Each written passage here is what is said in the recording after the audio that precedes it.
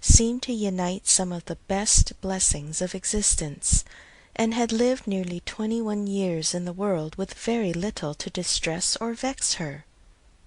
She was the youngest of the 2 daughters of a most affectionate, indulgent father, and had, in consequence of her sister's marriage, been mistress of his house from a very early period.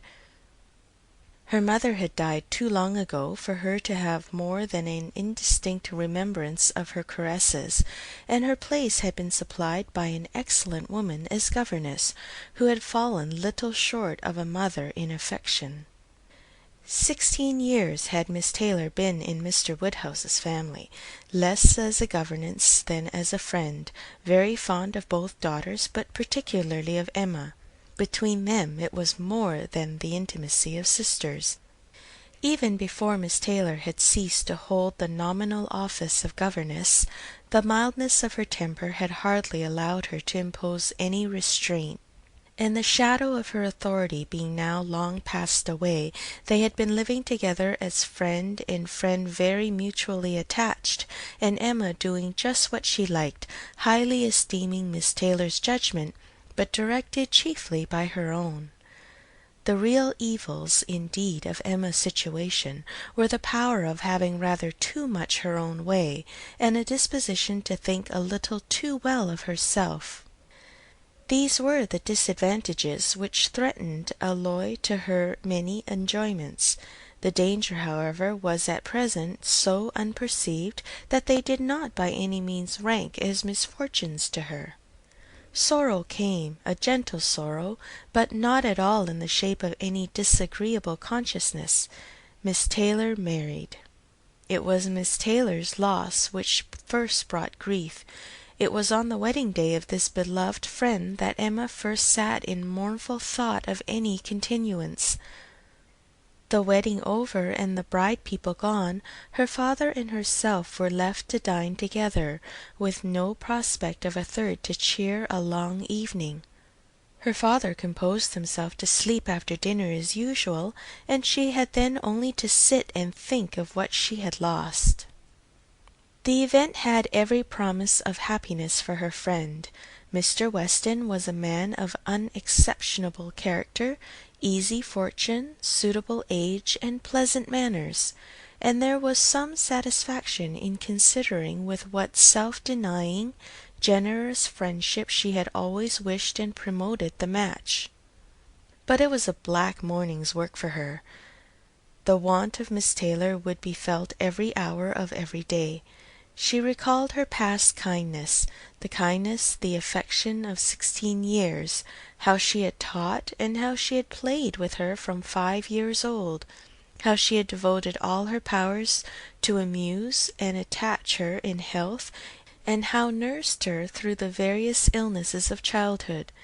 A large debt of gratitude was owing here, but the intercourse of the last 7 years, the equal footing and perfect unreserve which had soon followed Isabella's marriage, on their being left to each other, was yet a dearer, tenderer recollection.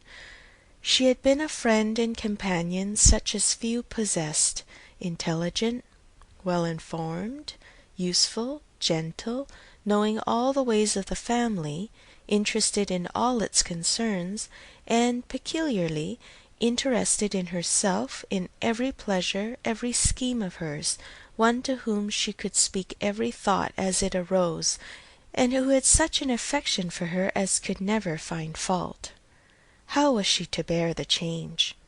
It was true that her friend was only half a mile from them, but Emma was aware that great must be the difference between a Mrs. Weston only half a mile from them and a Miss Taylor in the house, and with all her advantages, natural and domestic, she was now in great danger of suffering from intellectual solitude. She dearly loved her father, but he was no companion for her. He could not meet her conversation, rational or playful. The evil of the actual disparity in their ages, and Mr. Woodhouse had not married early, was much increased by his constitution and habits, for having been a valetudinarian all his life, without activity of mind or body, He was a much older man in many ways than in years, and though everywhere beloved for the friendliness of his heart and his amiable temper, his talents could not have recommended him at any time. Her sister, though comparatively but little removed by matrimony, being settled in London, only 16 miles off, was much beyond her daily reach, and many a long November and October evening must be struggled through at Hartfield, before Christmas brought the next visit from Isabella and her husband, and their little children to fill the house and give her pleasant society again. Highbury, the large and populous village, almost amounting to a town, to which Hartfield, in spite of its separate lawn, the shrubberies, and name, did really belong, afforded her no equals. The Woodhouses were first in consequence there. All looked up to them. She had many acquaintance in the place, for her father was universally civil, but not one among them who could be accepted in lieu of Miss Taylor for even half a day. It was a melancholy change, and Emma could not but sigh over it, and wish for impossible things, till her father awoke and made it necessary to be cheerful. His spirits required support. He was a nervous man, easily depressed, fond of everybody that he was used to, and hating to part with them, hating change of every kind. Matrimony as the origin of change was always disagreeable, and he was by no means yet reconciled to his own daughter's marrying, nor could ever speak of her but with compassion, though it had been entirely a match of affection, when he was now obliged to part with Miss Taylor too, and from his habits of gentle selfishness, and of being never able to suppose that other people could feel differently from himself, he was very much disposed to think Miss Taylor had done as sad a thing for herself as for them, and would have been a great deal happier if she had spent all the rest of her life at Hartfield. Emma smiled and chatted as cheerfully as she could, to keep him from such thoughts, but when tea came it was impossible for him not to say exactly as he had said at dinner. "Poor Miss Taylor! I wish she were here again. What a pity it is that Mr. Weston ever thought of her!" "I cannot agree with you, papa. You know I cannot. Mr. Weston is such a good-humored, pleasant, excellent man, that he thoroughly deserves a good wife, and you would not have had Miss Taylor live with us forever, and bear all my odd humours, when she might have a house of her own." "A house of her own! But what is the advantage of a house of her own? This is 3 times as large, and you have never any odd humours, my dear."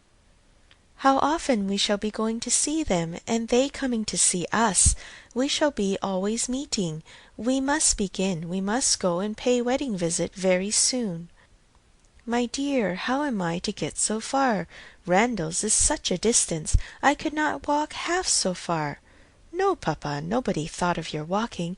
We must go in the carriage, to be sure." "The carriage!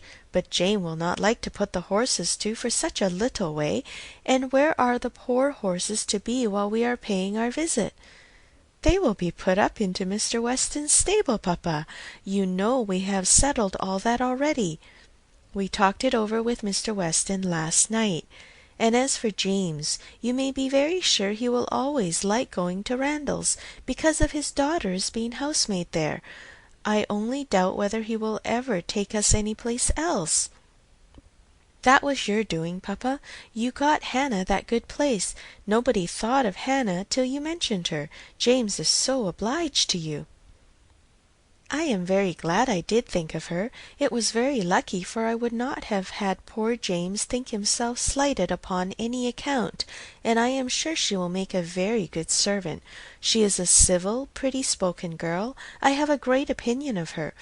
Whenever I see her she always curtsies, and asks me how I do in a very pretty manner, and when you have had her here to do needlework, I always observe she turns the lock of the door the right way and never bangs it.